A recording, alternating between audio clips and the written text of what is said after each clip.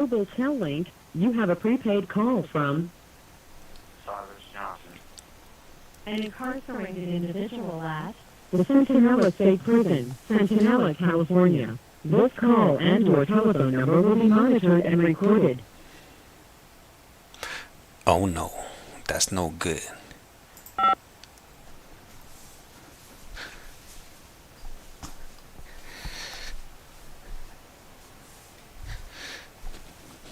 You have a prepaid call. You will not be charged for this. Thank you for using Global Tel Link. Hello, hello. Hello, hello. Silas, if you could hear me, I can't hear you. Um, I can hear you. okay, all right, cool, cool, perfect, perfect. All right, all right, Okay. all right. All right. So I want to go ahead and welcome Silas M. Johnson to you have a collect call from, and it's been I don't know, it's been maybe like over a week since the last time we went live with you, Silas. How are you doing tonight? Yeah, it's been over a week since my last confession.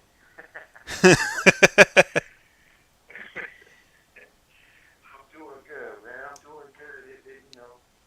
It's been a rough month, man. To be honest with you, like the last month and a half, it's been really rough, man. But I mean, I don't know. I guess it's never. Even when it's rain, it's some light, So I've been doing good, man. I've been just really thankful for the blessings that I have, man. Struggling through the misfortune and the pain, man. And I'm good, man. I'm blessed. Oh, that's good to hear. I'm glad you kind of mentioned, or you shared with us that you're going with through some things because you're in prison and emotion, feelings, and life doesn't stop while you're incarcerated. You deal with things the best you can, um, and and more than likely you deal with those things on your own because you know it's kind of hard. I'm assuming that to build a good support system and vent to people when when you're incarcerated. Um, but you know what? I want to go ahead and bring up today's topic. And today's topic we're going to be talking about the board of parole hearing. And from previous streams that I've done either on TikTok and YouTube, people are normally bring up insight. And to be honest with you, Silas, I'm not exactly sure what insight is because I've never gone back to like my childhood or events in my life to figure out why is it that I did these things. But in your case, it's a requirement for you, to be found suitable to come home. So if you could kind of like explain to us exactly what insight means, or your All right. understanding of it. Yeah, sure. Sure. Insight is to put it succinctly, insight is self-awareness. Is self-wisdom, self-awareness. It's knowing yourself. It's knowing your likes, your dislikes, your motivations, the reasons, the things that happen to you in your life that shape your perception, your worldview, um, your self-concept, how you think of yourself, how you value yourself, how you value or devalue others. It's based largely on your socialization, the way that you were raised, the kind of household that you grew up in, the type of socioeconomic area that you grew up in. All of those things are factors, that embed values in your characteristics in you, because a lot of times we reenact things that we learn, we mimic. And so insight is just knowing, what makes you you. How are you you? How did you get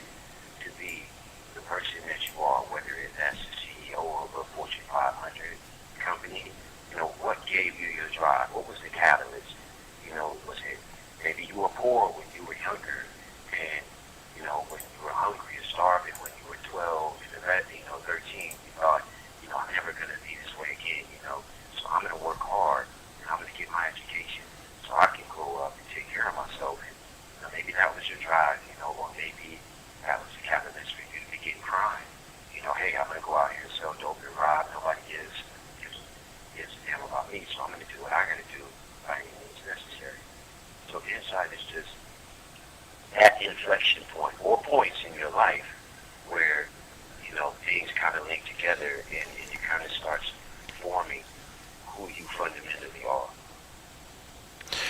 So in essence, it's things that happen when we're younger, like the things that we see, we experience, and we go through, um, are gonna form the person that we are later on in life.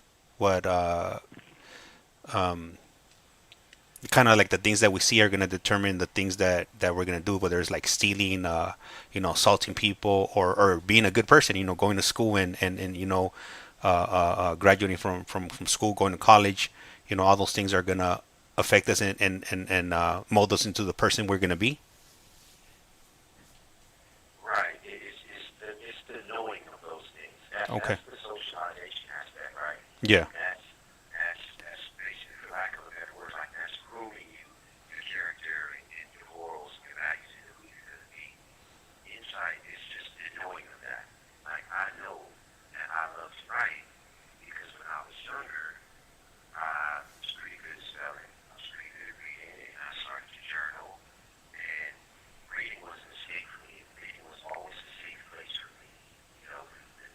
When I was suffering from neglect or physical abuse. So that was my safe space. So now, for me, reading is I'm reading right. I've honed those skills and developed it. Now it's my talent. It's my thing. So I know the understanding of why I love to write is insight. You know what I mean? Okay. Okay. And when you go in front of the parole board, I know you recently went in front of the parole board back in December, so less than a year ago. And how is it that they word it? When they ask you about insight, do they ask you like, do you have insight as far as your crime, or how what type of words do they use, or terminology, to see how far in your recovery you are? I think it varies per commissioner and per resident. Right? In my experience, the insight questions that were asked for me. This call and your telephone number will be monitored and recorded. Hello, hello.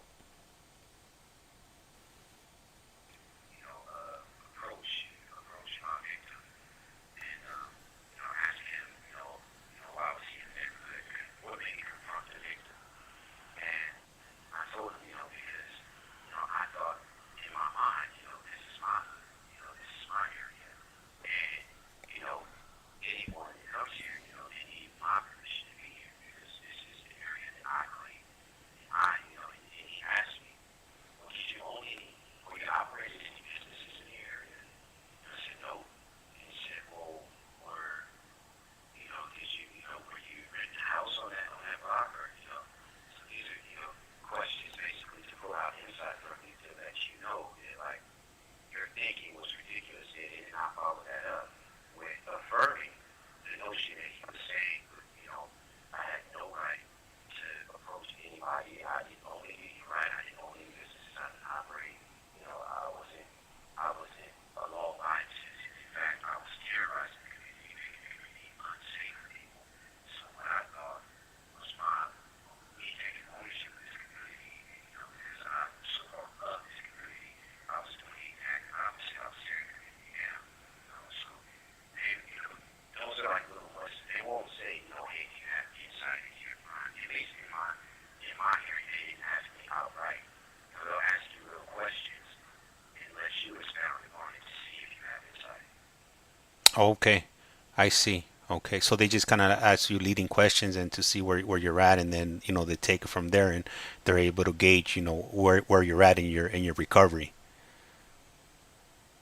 Right, exactly. Like I've been, gang violence, gangland, activity has been, hallmarks in my past criminality, and over the last probably 5 or 6 years, I've come to discover, right, that all of the anger, the rage, and the violence, for me, kind of leads back to my childhood abuse and me feeling, weak as a child and feeling like a coward because I was afraid and I couldn't defend myself.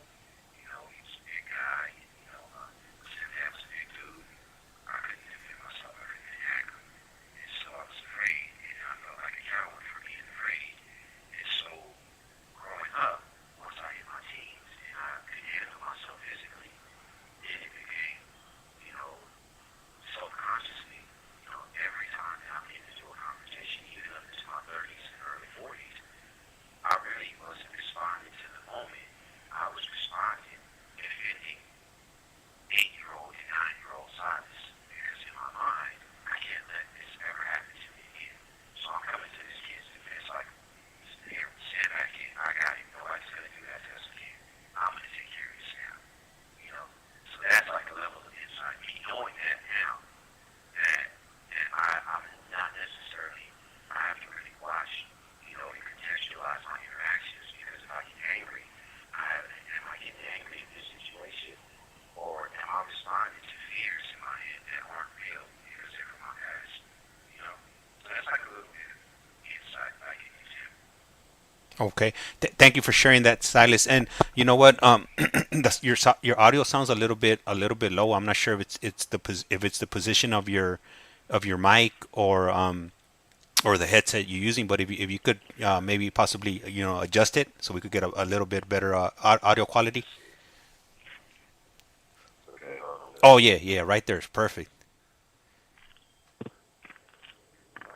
all right, how are we doing now? Oh yeah, it's sounding better. Okay, all right. Okay, Okay, perfect. yeah, so, yeah.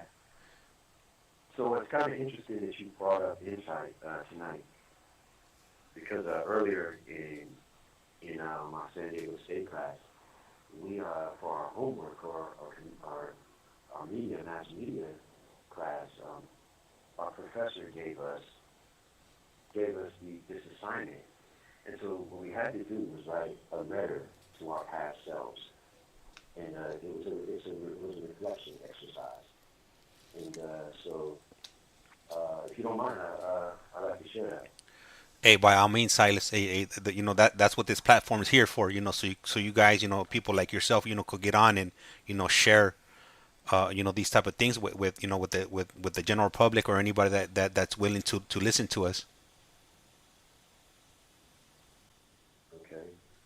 All right. So I'll give a little lead in and read a little bit just to contextualize. So it says the emotional impact. This call and your telephone number will be monitored and recorded.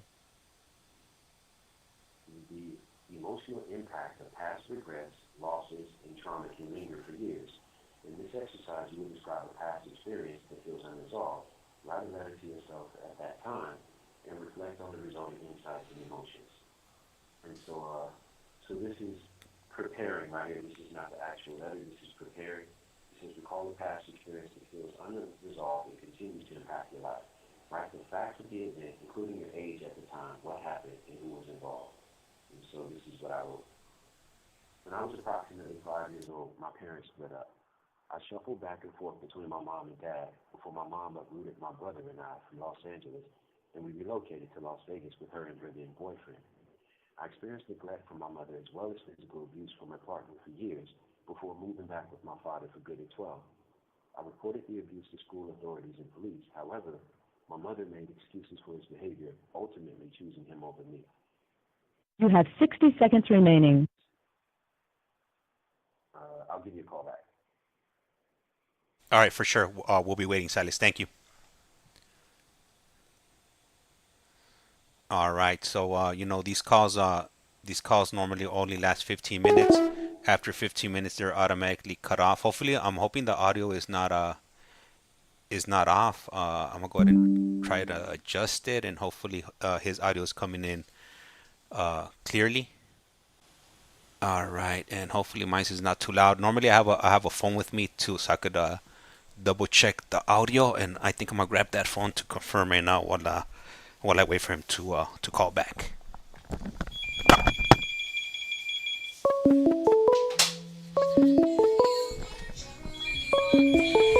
All right, got it.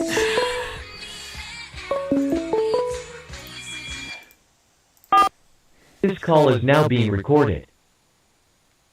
This is Global Tel Link. You have a prepaid call from Silas Johnson. An incarcerated individual at the Centinela State Prison, Centinela, California.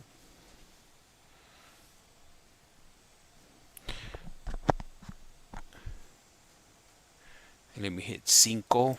This call and your telephone number will be monitored and recorded. You have a prepaid call. You will not be charged for this call. To accept this call, say or dial 5 now.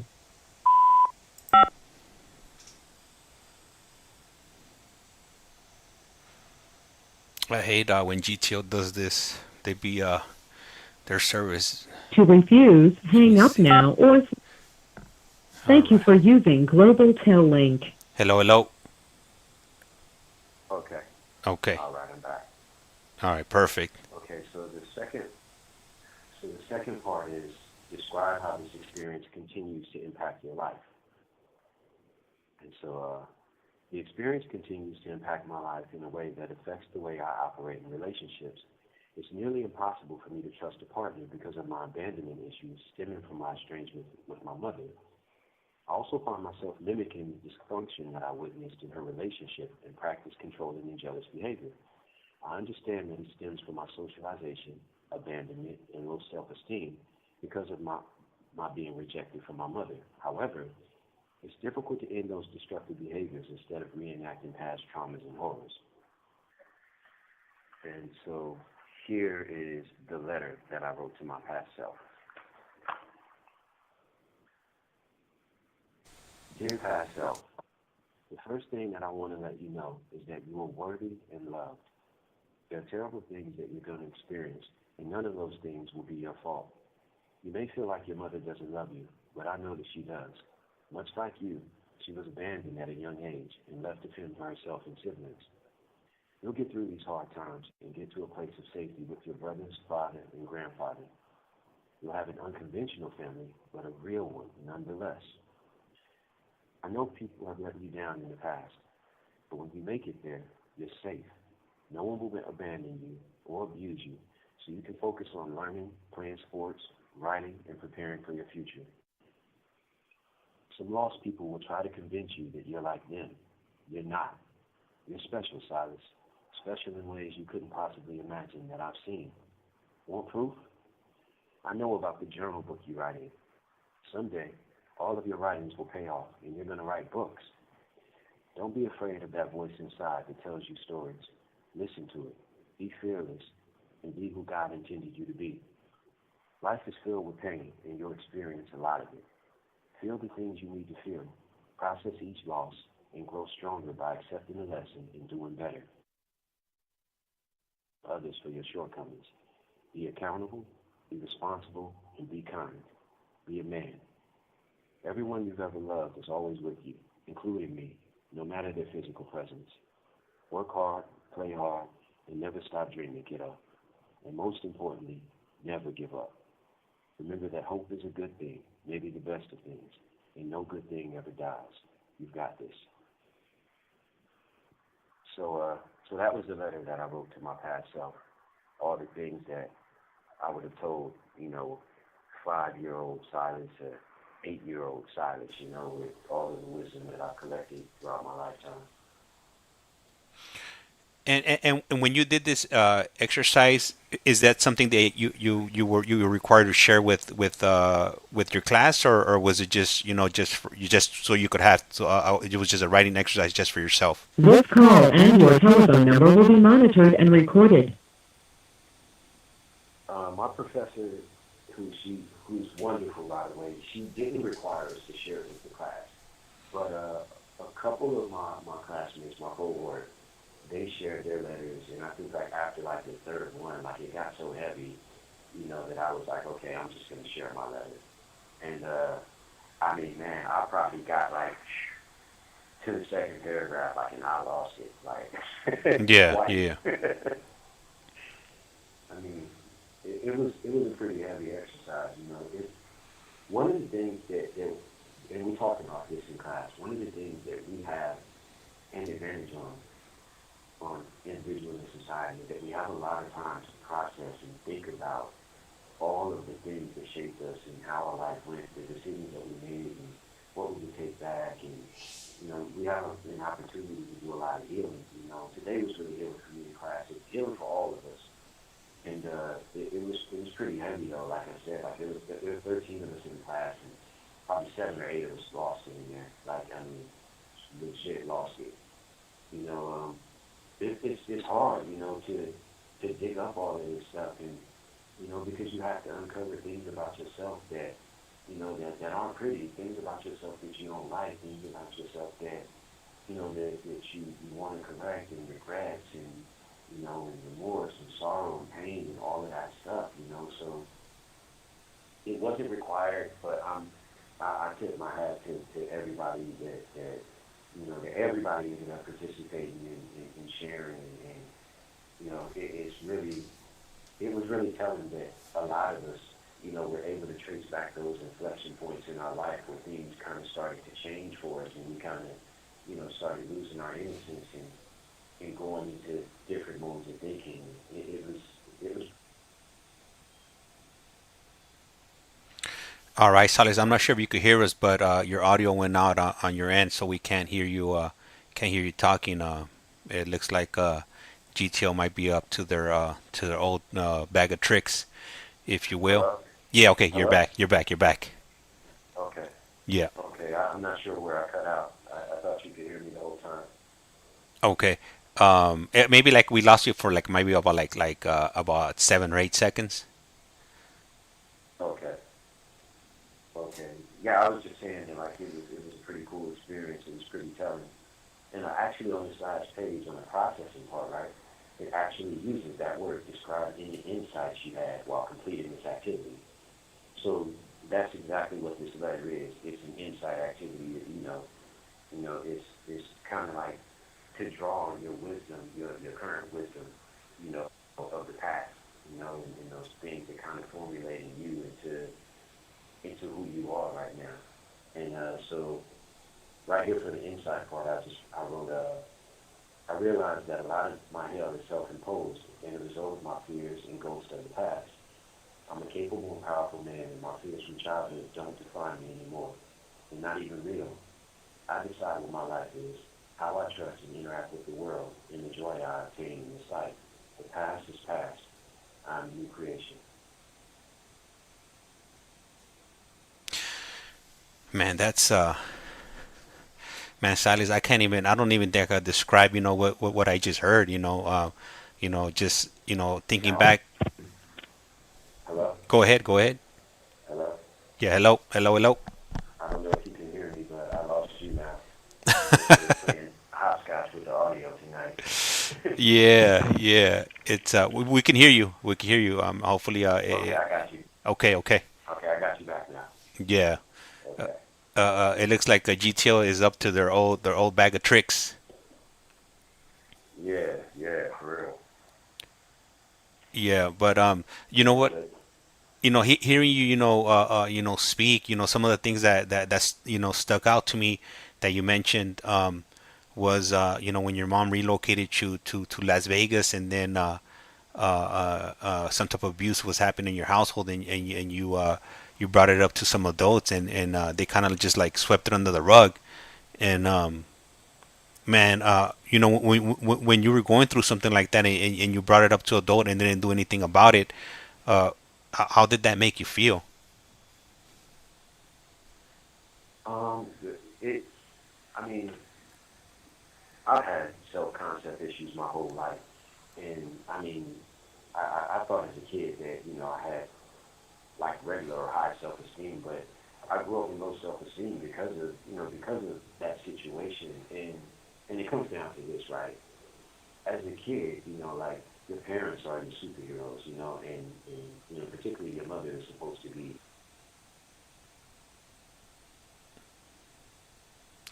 Man, so yeah, we lost the audio again. Uh, yeah, I'm sure a lot of people could relate to that. Hello, Silas. Hello? You're back Yeah, in. can you hear me? Yeah, man. Okay. Looks like we're gonna be playing tag. But hey, let me. I want to read off some of these messages to you right here. Casey, and she writes, "Tell him I said hello," and that's KYCY, and then we got Happy Go Lucky. She writes, "Tell GTO I said stop the shenanigans." For real. What's Yeah. up, KYCY? What's up, stranger? Right. Yeah, yeah. So, like, as a young child, I mean, particularly a young boy, like, you feel like I felt like, I mean, if your own mother won't protect you from someone who's harming you, then how valuable could I be? You know, I can't be of any value. If my mom won't protect me from someone who's harming me, then I must be worthless and I must be bad, right? Especially if I was the one that got jettisoned and sent to live with my dad. Like I'm the problem, right? And so it just kind of shaped my concept of myself, how I viewed myself and my worth, and my value as a person, as a young person. And it kind of teaches you. It kind of taught me also that the world is a horrible, scary place, and that you can't trust anybody because I mean, if the people who are charged with protecting me, if I wasn't safe in my own home from abuse, then nowhere in the world is safe, and you can't trust anybody. You know, if I couldn't trust my mother to protect me from a man that was physically beating the hell out of me, then in where is safe? Where's the safe place on this planet? If you can't get it in your own home as a child, so it just kind of everything after that just kind of reinforced. And I had a pretty good life, with my father when I moved back to the San Fernando Valley to LA, but I never really felt safe, in that trauma kind of reverberated, because I just thought, well, what's the point of, doing well in school or, doing anything because, hell, he's just going to ship me off somewhere anyway, which had never happened. I grew up with my father, but that was always implanted in my head because I had a low sense of self and value. Yeah.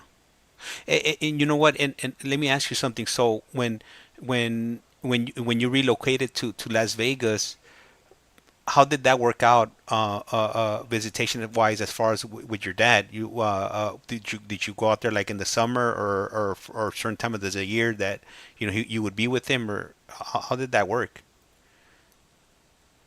I'd go out, fly out for summertime, spend summertime with my brothers. A couple of times I actually moved back for like a year or so. Like probably between 80, 85 to 89, I was in Vegas, but with like in 86, like a year coming back out here and living with my dad, and then going back and then coming back for, family reunions and stuff like that. So it was pretty normal as far as, me still seeing my dad and my brothers. And so, I mean, I've definitely made the drive from Las Vegas to LA. I would wager you'd be hard pressed to find somebody who's driven back and forth to Vegas more than me. For real, Yeah. like I remember, like I know that highway by heart. There's probably like a lot of different things, housing, and because I know they started building up State Line with at Prim, Nevada, and all that stuff. But Yeah. I mean, like I know like those rocks and those deserts and mountains and stuff like by heart. Yeah. Um, you know what? So some of it's changed. So I'm not. Do you remember where they had like that CHP checkpoint? They relocated that Right. closer to Las Vegas now. It's a little bit closer to State Line now. Really? Yeah. Yeah. I remember going to Las Vegas. On the right side, you had the prima donna, and they had just built like a little mall right there, Yeah. Mhm. and then you had Whiskey Pete's on the left side. Yeah. And then they would have like a golf course that they had built on the left side, and that was kind of new. That was like in 2001, the last time I went to Vegas before I actually got arrested. And so they were building up You have 60 seconds remaining. driving. One of my favorite things on the drive to Vegas, I don't know if they still have it there. Maybe you could tell me. There was a McDonald's on the, I don't know if it was Barstow or Baker or somewhere out there in the middle of nowhere. Yeah. But the McDonald's was in like rail cars. Oh yeah, Like railroad cars. they still got it. Yep. As a matter of fact, Oh my God. when we went out to Vegas, maybe like about a month ago, we actually stopped there like early in the morning, like at 7 or 8 o'clock in the morning, and yeah, it's still there. And I think they even have like a little mall, like a little mini mall, or like they have like little stores inside those in part of that This location. call and your telephone number will be monitored and recorded. Yeah, I remember that as a kid, like going there every time we went back and forth to Vegas.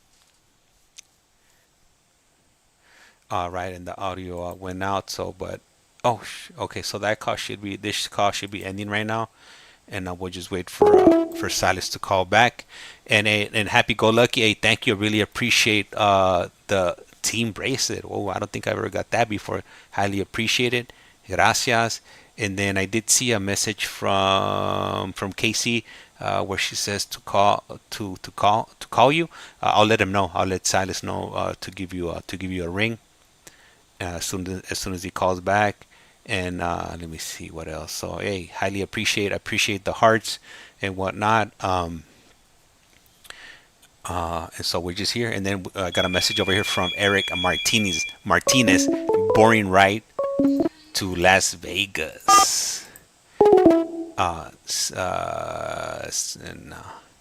And now it's just Eddie's World. Train McDonald's. All right. So the call was disconnected. So we're just gonna wait for Silas to call back. And for those of you that come on here, there's other content we got either under our profile on TikTok and on YouTube. And there it is. The phone's ringing. All right. Here we go. This is This call is now being Global. recorded. You have a prepaid call from Hey, what's up, Marlene? Hey, gracias. Highly appreciate An incarcerated the individual like. at the Centinela State Prison, Centinela, California. This call and your telephone number will be monitored and recorded. You have a prepaid call. You will not be charged for this call. To accept this call, say or dial 5 now. Cinco. Thank you for using Global Tel Link. Hello, Silas. Okay. All right, so we went dark mode right there. But also I wanted to read off a message here that Casey put. She said, Oh my goodness. if you could Hold give on, her. I can't hear you. Hold on. Okay. Hello? Hello. Hello? Yeah. Hello. Can you hear me now? Testing. You have reached. You can hear me, James. I can't hear you. Hold on one second. Okay. All right. Hello? So we're having some technical difficulties. Okay, I got you back. Okay. All right. I got you back. So I want to read off some of these messages right here. So we got Marlene, and she writes, "Hello, send my hellos to Silas." And then also Casey, she writes, if you could give her a call. And Okay. and we also got Eric Martinez on the YouTube side, and he writes, "Buenas noches, James, Silas, and everyone." Igualmente.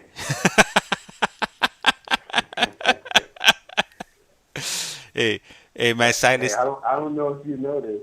I Yeah. don't know if you know this, Uh, Jay, but I after Spanish 102, right? uh, I I, I got dubbed by my classmates Chocolate el Hombre.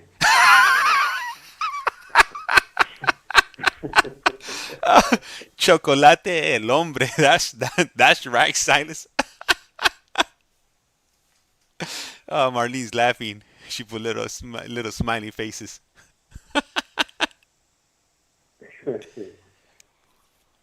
For real.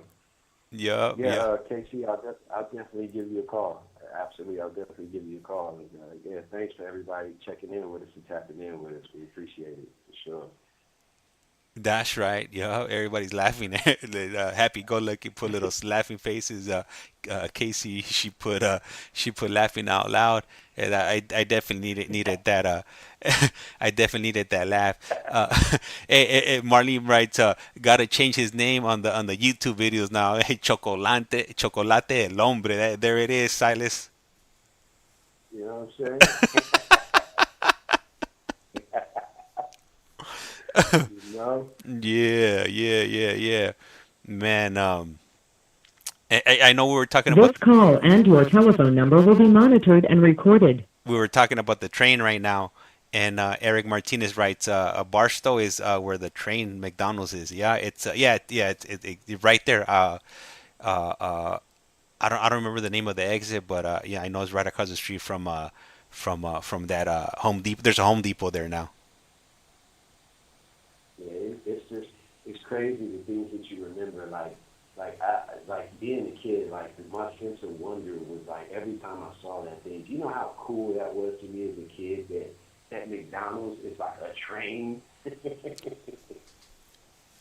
Oh, it's Main That's Street. mind blowing as a kid. One of our viewers right now put Okay. his Main Street. Yep. Hey, Happy Go Lucky put, hey, let's call him Milky Way. Uh,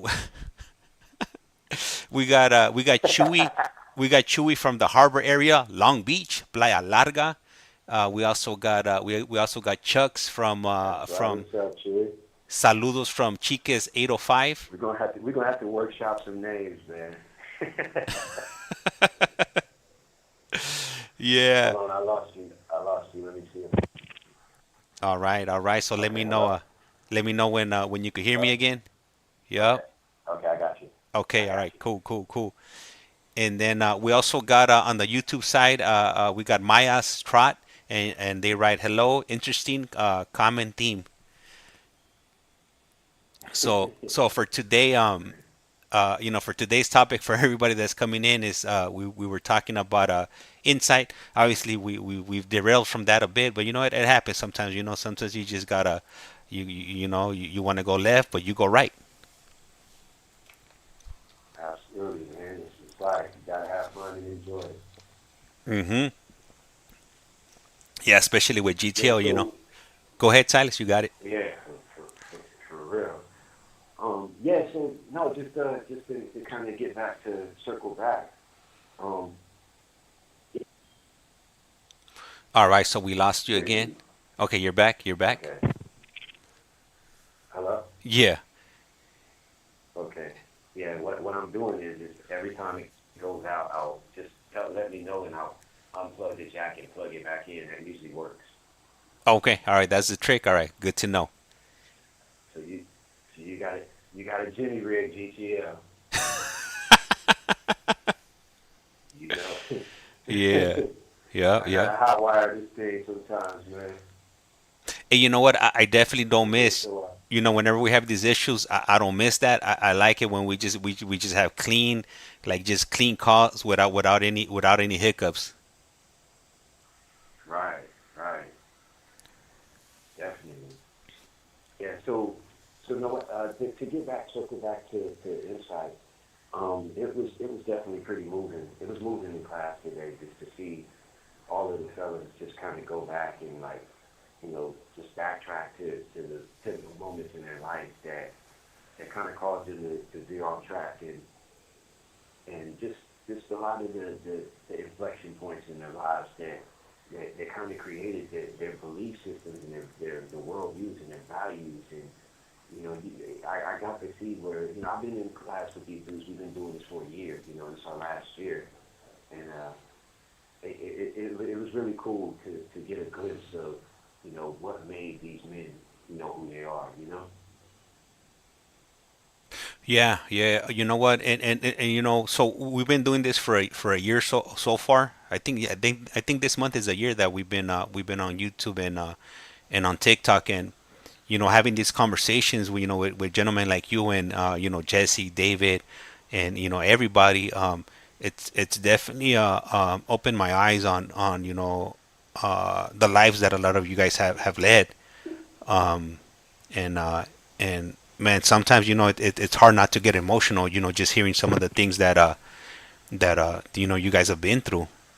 Um, I'm not sure if you could hear me, Silas. Yeah, I lost you for a sec. Okay, okay.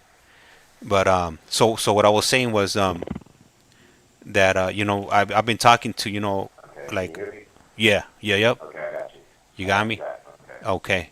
So what I was saying before GTL, threw a wrench in our phone game over here was that we've been on YouTube for that almost a year now. I think is going to be this month, and I've listened to a lot of your journeys or everybody's journey that's come on, and it's definitely opened up my eyes and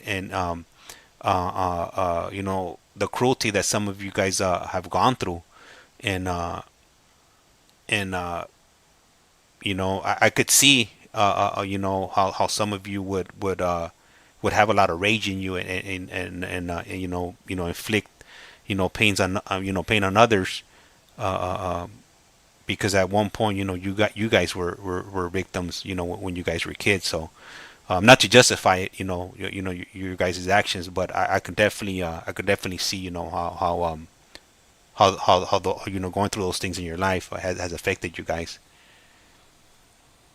Yeah, and I think I'm so glad that you tied that in. Like none of that justifies any of the harm that I've caused anybody in my life.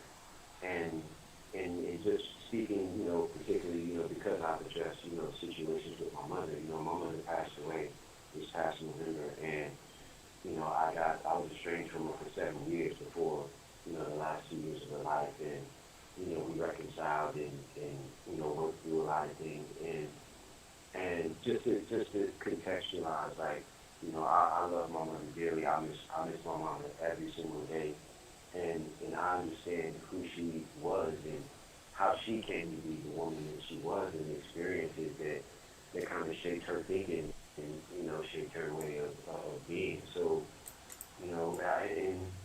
and the thing is that, like I said, I've had time to process all of this, and people out there in society, they're busy, trying to keep their head above while they're working, raising families, and, some, a lot of people don't have time to deal with this stuff. They're just so busy just trying to make it, so, I think it's important that, that we all, if somebody's hurt you, I mean, obviously it's not justified, and no one harming anybody is a good thing, But I just try and contextualize, you know, instead of like anger, I just try and contextualize the person and their experience and why they may be who they are. I can't remember where I heard this, but somebody said that they started looking at people and instead of saying, what's wrong with you, they started thinking, what happened to you? And I think that's a pretty good way to look at it, like, because we're all just living on our own experiences. Yeah, yeah. I have friends, that Hello? hello, Silas. Can you hear me? Can you hear me now? Can you hear me now? Hello, hello. Hello? Yeah. Okay. Yeah, I didn't know that I cut out. No, no, you didn't cut out. We could actually hear you. I guess you probably couldn't hear me when I Okay. started speaking. Um, Right, right. but what I was saying was, sometimes, I think about, some of my friends that ended up in YA, and prior to them going to YA, they were violent, and at that time, when they went to YA, I never, like these thoughts that I'm about to mention right now, it never crossed my mind. But now, looking back at it, I'm like, man, like what did they go through in their life that at a young age, they were out, and committing violence, for any reason or no reason at all. Just somebody could be walking down the street and they would go ahead and assault that person or so I look back at those moments before they went to YA and and just think about what did they go through in their life, and then and then when they came out from YA they were even worse. I'm like, shit, like they went in like that, they were already bad as it was, and then when they got out of YA it's like they were monsters. So but hearing all these people going to YA and stuff and the stuff they went through, I'm like, man, it all this it makes sense now, as far as why they acted out and they lashed out. But some of those people don't still they still don't have insight, as far as why do they keep on committing the same type of acts over and over again, and it's already been like 20-30 years, and it's sad seeing that they haven't been able to break that cycle. Yeah, it is. It is, and we talked it like there was a couple brothers in class that had mentioned past traumas, and mentioned like if they weren't able to resolve the issues with be it a parent, a father, or what have you, because that person is still the same person, and hasn't changed. And so they were talking about how forgiveness is kind of tough, and I disclosed that I went through a lot of those same issues with my mother. And for me, like, I was able to forgive my mother because I was able to let go of any expectation that I would get what I was looking for from her. Like, what I was looking for was an acknowledgement that, hey, I was a horrible mom, I did this, I did that, I failed you, I should have done this, I should have done that. And it just never happened. In order for me to move on with my relationship with her for the rest of her life when she was here, and to be at peace with myself, even now after she's gone, was to give up any expectation that I would get that from her, and to just, I had to be okay with moving forward without that, and a lot of times, like, people can't resolve those issues because, they need that, they need some type of closure, but, sometimes the only closure that you have is just letting go, Yeah, I could You agree have with 60 seconds remaining. I agree with you on that one, because I've seen loved ones where they'll mention things to them that happened to them when they were younger, and they'll bring it up to that person that inflicted that pain, and the person that inflicted that pain doesn't see it that way, or they'll say that they'll try to minimize it, like, nah, like you don't remember, that's not what happened, you remember incorrectly, or but yeah, that might have happened, but I was providing for you, I was providing a roof over your head and some food in your stomach, and so when you're dealing with individuals like that, yeah, This call and your telephone number will be monitored and recorded. you have to I think that's a good way of dealing with it. You just have to put it to rest and move forward, and figure it out, because if they're not going to give you what you want, you're never going to get it. All right, so this call came to an end. Silas should be calling us back in the next moment or two, and once he does, then we'll go ahead and continue. And for anybody that's interested in listening to Silas's journey, his full journey is on our YouTube channel, which is also named You Have a Collect Call From, or you could also look it up under @CollectCallFrom, and it has his whole journey. And if you look up under our playlist, you will find his journey and anybody else that comes on here. This call This is now being Global recorded. Link. You have a prepaid call from Silas Johnson. An incarcerated individual at the Centinela State Prison, Centinela, California. This call and your telephone number will be monitored and recorded. You have a prepaid call. You will not be charged for this call. To accept this call, say or dial 5 now. Thank you for using Global Tel Link. Hello, hello. All right. Yeah. So you know what? Yeah. I want to mention something to you, Silas. So having these conversations with you guys for the last year has definitely helped me to communicate better in my personal life in my household. Communicating with my wife. So I want to go ahead and thank you guys for helping me. I have this platform here for you guys, and you guys are able to share your journeys with anybody that wants to listen to them online. And coming into this, I never thought that this would be a benefit for me, learning how to communicate and open up and verbalize things that I have had in my head for years, that I never knew how to put out. Hello? Yeah. So it Yeah, looks that's right. all right, all right, all right. So what I was saying right now, when GTA, you know what? I think GTO, they probably didn't pay their phone bill this month. Eric Martinez was like, GTO has to pay their phone bill. But so what I was saying before before the audio went out was saying, I was thanking you and everybody else, that's come on and shared their journey with us, because prior to me coming on, I would say that I wasn't a good communicator. So speaking with you guys has definitely helped me better, to be able to communicate and verbalize things, within my household with my wife, and she'll mention that, here and there, where I've definitely grown in the last year, speaking to you guys. So I just, wanted to thank you guys for helping me out with that. Man, thank you, man. I mean, this has been a moving experience for all of us involved, and like this is like being able to experience this, man, has been just such a blessing.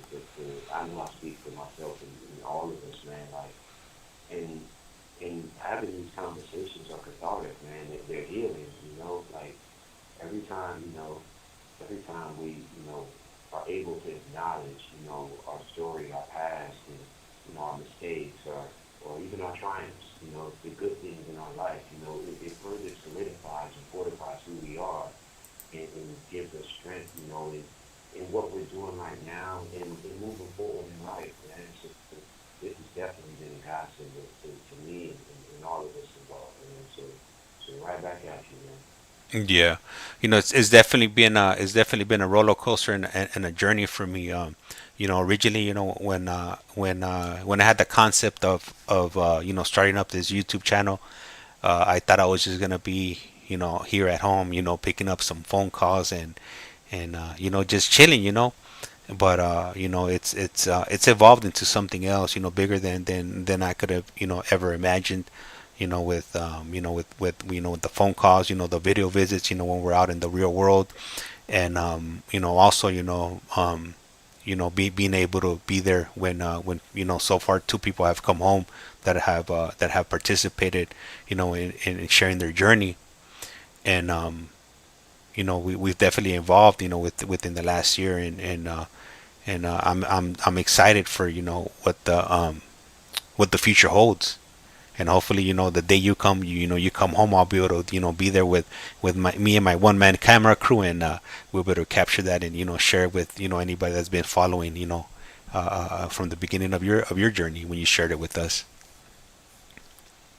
Oh man, I got next. I got next. I got next. I got next. That's my word. I got next. For real. Yeah. They're gonna get the exclusive, man. They're gonna get the exclusive in some kind of Philly sports apparel. I'm walking out here with some kind of Philly sports apparel. Oh yeah. For real. I Yeah. can't wait, man. I can't wait. So, have you got any word yet as far as like if you're able to get an advancement on your next board of parole hearing? Well, so I have my administrative review. It's an automatic review. I have that in November. So that's in a couple of months. And if they grant my administrative review, then I'll be put back on calendar, and calendar is like approximately 6 months. So I'm thinking May of next year. Should they grant my review, I've completed all the recommendations that they've asked, and so, I mean, inshallah, I'll be back in next May, and man, looking forward to going aboard in May and graduating at the SU in May, and man, trying to return to the land of the living, man. Man, I'm sure it's exciting, but hey, you're gonna be coming out to a whole new world out here. You're gonna have a lot of your brain might have a lot of questions. Your eyes might see it, but I don't think your brain's gonna fully compute to what you're looking at when you do come out. This call and your telephone number will be monitored and recorded. I think it's going to be a huge adjustment, but I'm gonna take it slow. I'm gonna get in transitional housing. I'm gonna definitely enjoy my time in transitional housing. I changed my mind. I was planning on staying for 6 months, but I'm gonna do the whole year there. I'm gonna work, go to school, and save my money, and just slowly reacclimate myself, and work, school, gym, and back, and just get a nice little necessary saved, and be able to start from scratch, off of parole, out of the transitional house, and get this thing going, man. Yeah. No, I think that's your safest bet right there. Staying at the transitional housing as long as you can, and stack up as much money as you can, because you're definitely gonna need it. With the way things are out here now. It's the cost of living is expensive, and it's tough. It's tough out here. Yeah, and so I want to prepare and at least have, I mean, it sounds, I mean, it's crazy to think about, right? But I mean, the advantage of me going into transitional housing is, for a year is, I have the ability when I leave, to have a fresh start and to have more money in my savings, than somebody that's been out there this whole time, you know what I mean? To be able to have, a nice good amount of money in my bank account, and, to restart my life out there, man, it's such an advantage and a blessing, so I'm really looking forward to that. Yeah, man. Well, but the day you tell me, hey, James, I got found suitable, and I'm gonna walk out, this date. I'm gonna be out there at 5 o'clock in the morning, and David will probably still be there, so we'll have him on the phone, and we'll be there live and direct, streaming on TikTok and on YouTube, sharing it with everybody, and it's definitely gonna be a milestone in your life, where you'll be able to come out and put all those ideas you had in your brain, put them to you know put them out there, and start working on it. Yeah, definitely, man.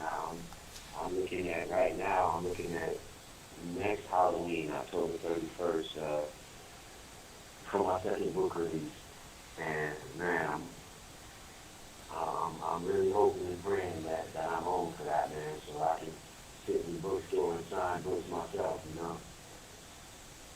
Yeah, man. Oh, imagine Silas the book writer on the calles, on the streets. Man, yeah. Yeah. It's the reality that's waiting to happen, man. It's coming soon, man. It's definitely coming soon. It's gonna be worth it, man. It's taking time, but it's gonna be worth it, man. For sure. It's gonna be worth everything that I've been through here. And you know what? To circle back, on the board of parole hearings and insight, um, like your observation, from individuals that are currently there, at the prison you're at. what amount of the population there has insight on, that just has insight, and how many of them don't like realize, This call and your telephone number will be monitored and recorded. have no insight. Um, I'll quote one of my classmates. When we were in class earlier today, there were 13 of us in class, and he said, this is a minority of the population. Not everyone has this, and he was talking about insight. Mm-hmm. There are a ton of people in here. Like there are people in here who have done the work. If you push me on a percentage, 32%, 32 to 35% maybe. On those that do have insight. That do actually have insight. I mean, you have a. I mean, if you just look at the drug epidemic, right? Mm-hmm. I mean, people who are addicts, they're in pain and they're running from their past, they're running from trauma, they're running from feeling, they're trying to escape, they're trying to escape themselves, and or what they've been through, So the large demographic of the population are addicts, So there's not much insight when you're running from things that happen to you or things that you've done, or there's no chance for healing and processing. And then you just have people who are just, for lack of a better term, they're just loitering. They're just here, They may not be long-term offenders like myself. They may be people that have 5 or 6 years or even been here, 12 years or whatever, and they're just here, and they have a determined date. They're going to go home, and they really don't care. They come in here, and they're going to get out the same person they were, most likely reoffend, or, that's just who they are, and it's unfortunate, but a lot of people in here really don't spend time trying to connect the dots, There's a minority group of us that have actually done the work and are doing the work every day in our lives, Yeah. And right now when you were speaking, there's a word that popped into my head right now, and that word would be arrest and development. Um, and from my understanding, that word means that a person, they just get stuck on the same mentality that they had when they walked in. They never, like their thoughts or mind never changed. They get stuck on the same mindset that they had when they walked into that place. Am I interpreting that correctly? Right. Yeah. No, absolutely, spot on, dead on. Like, and I'll go even further, and say that their arrested development is due to their intro. It's due to the type of thinking, right?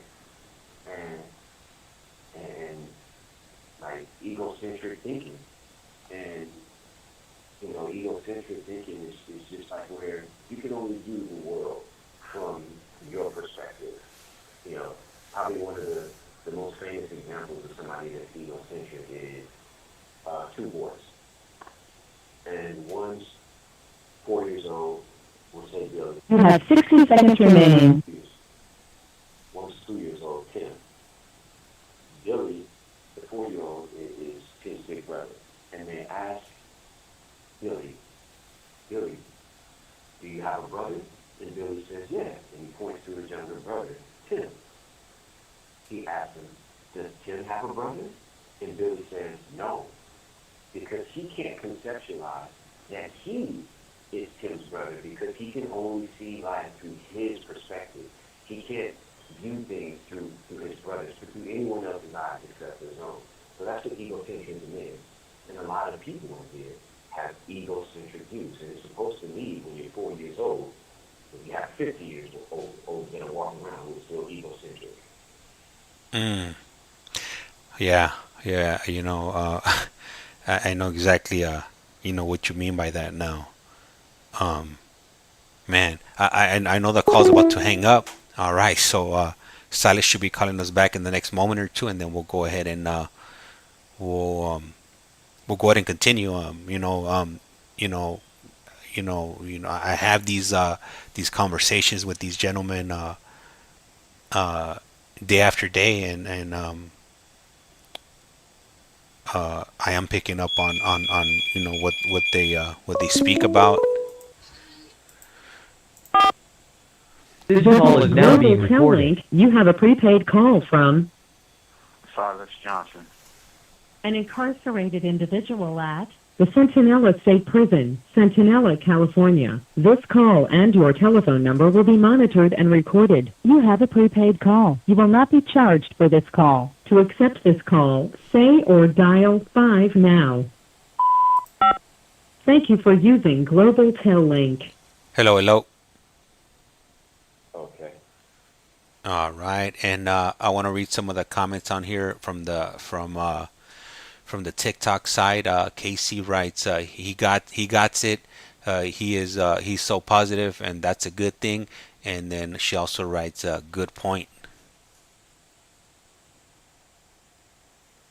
Hey, thanks, Casey. Appreciate you tapping in with us, and I'll be sure to give you a call. I haven't forgot. That's right. That's right. Let me see. Let me see. Let me see if I got the little blowhorn.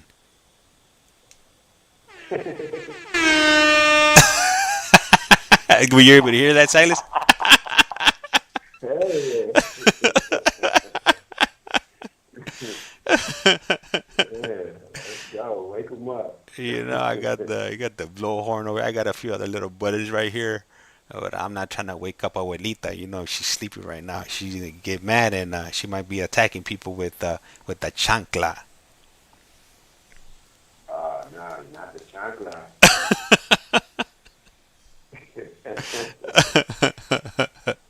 I remember getting hit with those as a kid. That's not nice. It's like a boomerang. Yeah. Especially when they got those hard ones. Those they're like the ones they used to give in county before, back in the early 2000s. Those things were like freaking bricks. Those. Like what were they, like jellies or something? Oh man, I don't. It was like this hard ass plastic sides. They were like these dark brown ones, and those things were like unbreakable. Oh, I know which ones you're talking about. Yeah, it wasn't like yeah. It was. They were like hard. I'm not sure like what the material. It was like some type of plastic, but it was really hard. Right, and they like This call and your telephone number will be monitored and recorded. they were brown, but they were like burnt orange, like the Texas Longhorns, like kind of color, right? Yeah. Yep. Those are the I remember ones. them. Yep. Yeah. So So yeah. So right now before the call got cut off, you were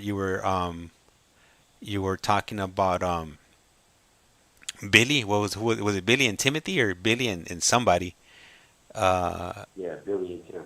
Billy and Tim, and Tim was the one that couldn't see himself as Billy's brother, right? Billy couldn't see himself as being Tim's brother. Okay. And then you had also mentioned, yeah, that there's people in there that are in their 50s, and they still don't get it. Like they're not connecting the dots. Yeah, I mean, there was this guy I knew in Kern Valley when I was there, and he was an older dude, late 50s, and he used to always walk around. He was like one of my former associates, and he used to always walk around, and one of his catchphrases was like, "If I can't get high, I don't want to live." Like he used to say that all of the time. Mm-hmm. And this guy was almost 60 years old, right? And in AVE1 education. And for those of you guys that don't know this, in prison there's ABE, Adult Basic Education 1, which is the lowest, Adult Basic Education 2, and they had Adult Basic Education 3, but now they're just turning that class into GED, where you study for your GED and take the test. So if you're in ABE1, Adult Basic Education 1, that is like, I mean, we're talking about like pretty much like romper room, like for real. And so we're talking like third grade reading levels and stuff. And so he's in here in that class, and I was in GED, studying for my GED in 2014. And so, he's, obviously getting stoned and getting whatever. I mean, he's doing everything. And I went to the hole in 2017, and I got kicked out to the hole from AR, and I got kicked out. I went to the hole from BR, and I got kicked out to AR. And I found out that they found him dead in the cell.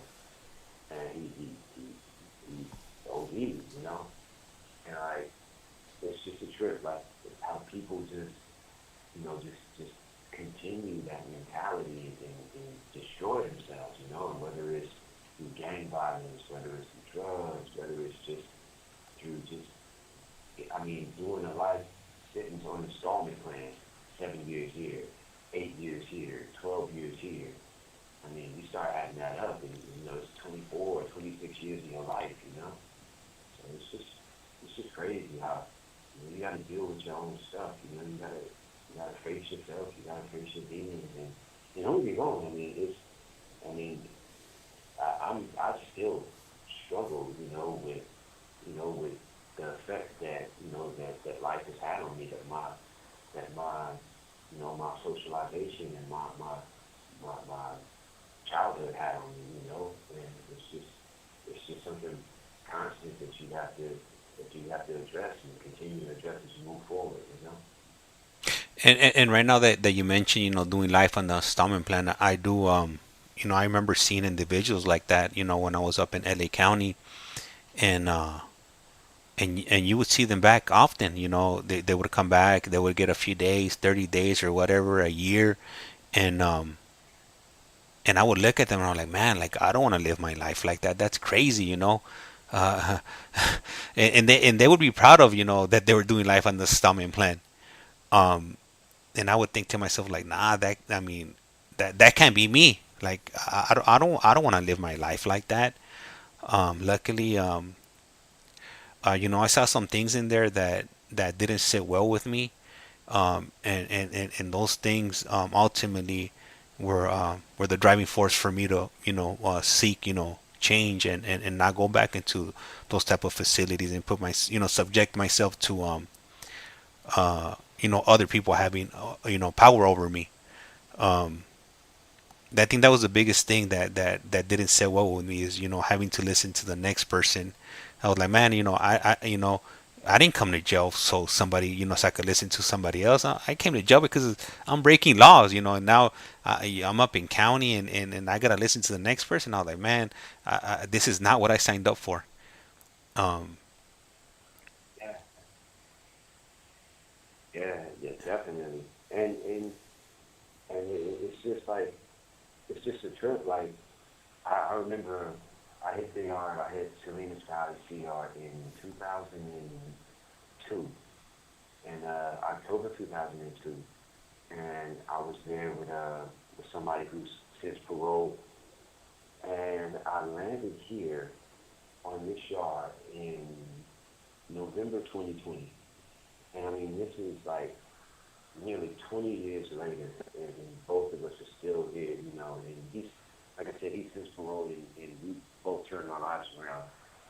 And but I've also been in situations where I've been in Salinas Valley starting out with guys, and I see, this one guy from San Diego, he went home, did like 12 years, he went home, and I went halfway around the prison system. I went from Salinas Valley, Hatchie to Kern Valley, and then I see him there, and he has a life sentence.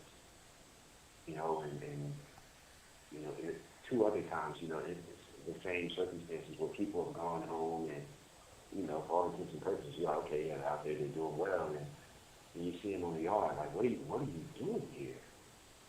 But, I mean, most of those people, they haven't dealt with their issues, they haven't faced themselves, so, I mean, you still walk around, broken, and, even coming over here, right, to in SNY, like, a lot of people come over here and they continue to fail and they continue to have the same struggles or fight the same demons because they figure like they're coming over here, it's going to be like some magical remedy, right? But if you're the same person, then you're the problem. And you're going to take the problem with you wherever you go. Yeah.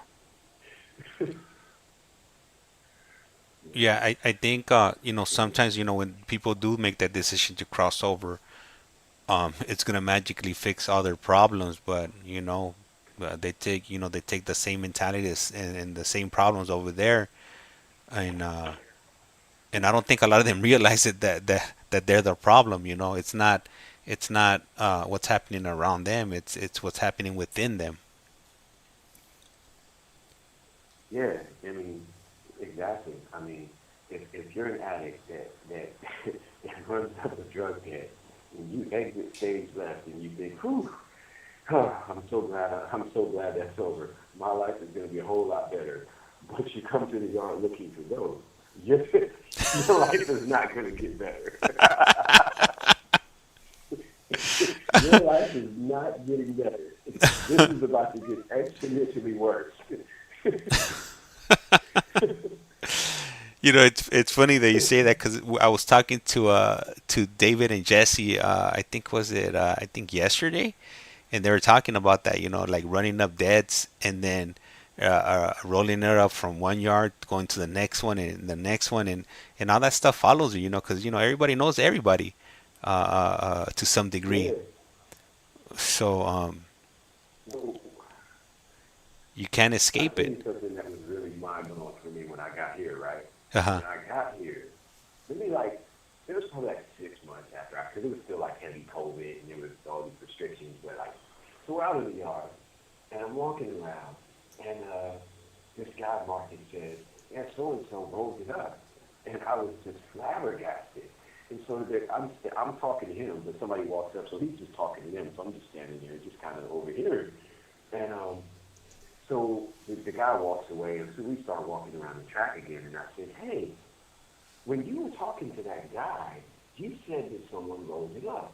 And he was like, "Yeah, yeah." I said, "Rolled it up from where?" And he was like, "From here." And I was like, "Where would he go?"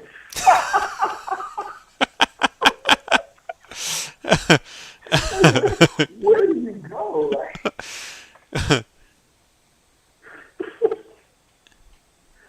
I couldn't believe it. Are you serious? This is it. I don't know. I look at this as like the floor you can't fall below. I mean, where are you gonna go? It's just insane, man. Man, so you know what I'm reading right now. So I was reading some of the comments right now from we have one of our watchers, and his name is Luis, and he writes, Dr. Garcia fixed my brain, and I wrote how, and then he writes that he's on a medication. Spencer, it's the medication. I'm tripping hard right now. Esse help G. I'm not exactly sure how I could help you. I don't even know what you're on. I'm not even a medical professional, but what kind of medication do they have you on, if you don't mind sharing, and for what type of issues?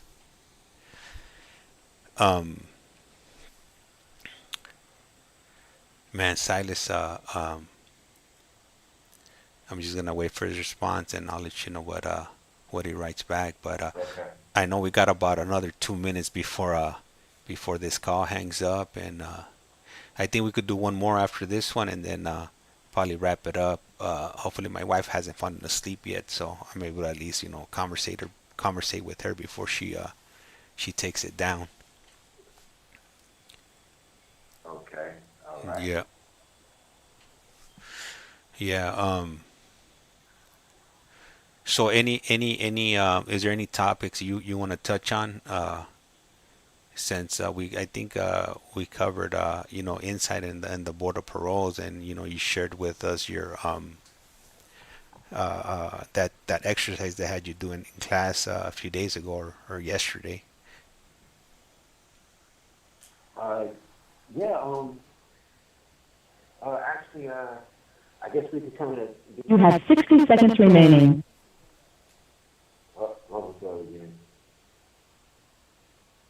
What was that? So Oh, okay. I'll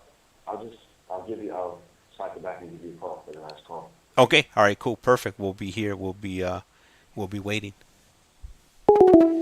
All right. So for those of you who are just tapping in right now, what we do here is we take live phone calls from gentlemen that are currently in prison, and specifically in the California Department of the CDCR, California Department of Corrections and Rehabilitations. And lovely Sunshine writes, does Silas ever say where he's originally from? Silas is actually, he's from Los Angeles, Pacoima, from the Pacoima area, which would be near Los Angeles. But I'll go ahead and ask him your question right now when he calls back, which shouldn't be that much longer. There it is. He's calling. The phone is ringing. This is Global Telly. This You call have a is now prepaid being call recorded. from Silas Johnson. An incarcerated individual at the Centinela State Prison, Centinela, California. This call and your telephone number will be monitored and recorded. You have a prepaid call. You will not be charged for this call.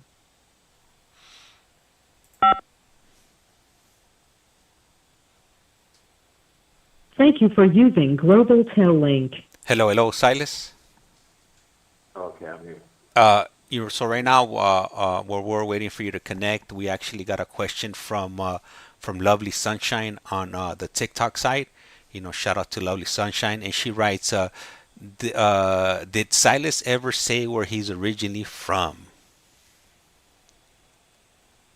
I am originally from San Fernando Valley, California, particularly Pacoima, California. I spent some time in Panorama City as well. So I was actually born in Los Angeles. So so I'm from LA. Spent 3 years as a child in Las Vegas and approximately 3 years as an adult in Las Vegas. So Las Vegas is like my designated home away from home. I'm from the Valley. I'm a Valley boy. You know what, Silas, right now, you know what, and going through your journey, or one thing that sticks out, listening to you, go through your journey, last year was, I remember, like right now that you said you were 3 years old. I remember you mentioning that I think at the age of 4, you almost drowned in the pool, and your dad, was able to pull you out in time. And man, just if you think about it, it could have been like a minute later if nobody would have realized that you had fell into that pool, and your life could have been dramatically different. Do you ever think about when you almost drowned as a kid? I think about that all the time. Like, they're not just that incident. I almost got mowed down by a car when I was at my great grandmother's house in the middle of the street in West LA on Ridgely. There have been so many, like at least I've almost died like 5 times. Yeah. Doing stuff as a kid, riding a bike and like almost riding off a building, and I told like a couple of my younger family members, all the time, I've been fortunate to make a lot of dumb mistakes and bad decisions, and some of them, a lot of them have hurt people, but I've been able to live through and take the lesson and kind of learn from the experience. And a lot of my peers, they haven't been as fortunate, I've had friends where, they went to the wrong party, or, a car pulled up and hit them up, or just dumb kid stuff, and it hurt.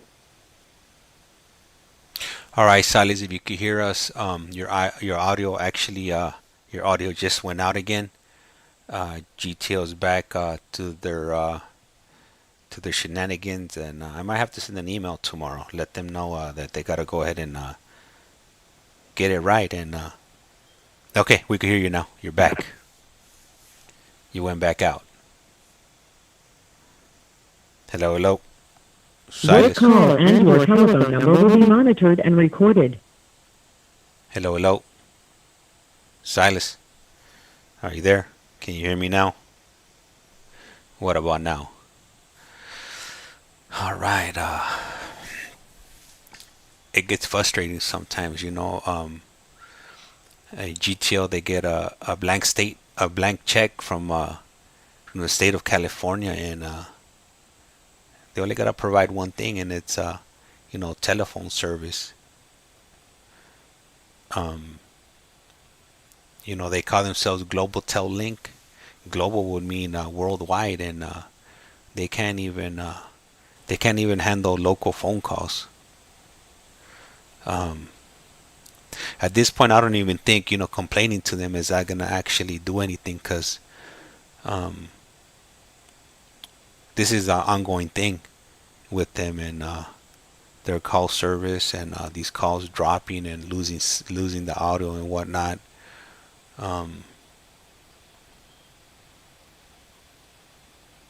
Very unfortunate, I'm glad, I'm grateful that they do offer the service for free now. You don't have to pay for it. But it sucks, when you're trying to have a conversation, and things like this happen. You're pretty much left holding the back. Hopefully the audio comes back in. It's maybe a lot of people are using the phone service, and GTO can't they can't handle that amount of people using the phone at the same time, which is kind of ridiculous, since everything is when it comes to phone service now, especially like home service, it's normally handled through internet connections, Wi-Fi or data. If that makes any sense. I know that's how my phone service is set up. The phone that's right behind me, the blue one, that phone is it's a VoIP phone, and as long as my internet is working, then the phone service works just fine. But they can't even figure that out.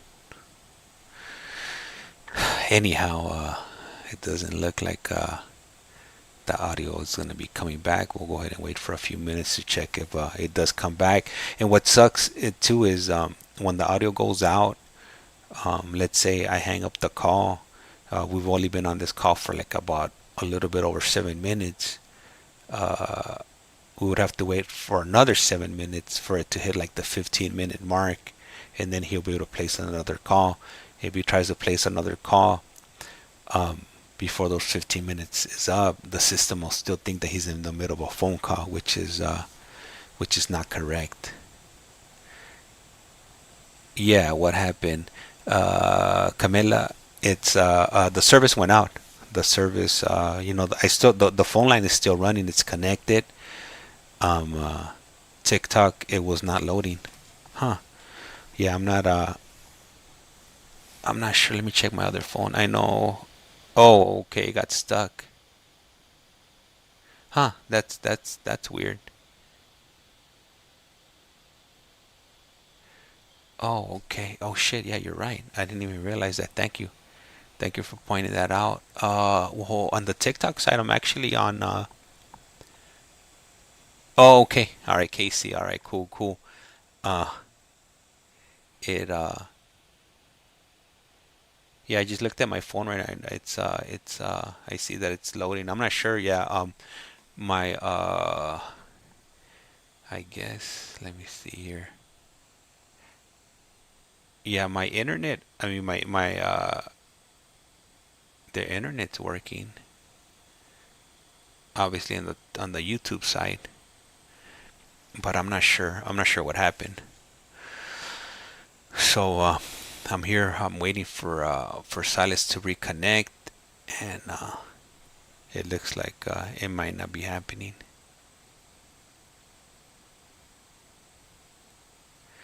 Yeah. Anyhow, so I think at this point, I had already mentioned to Silas that this was gonna be the last call.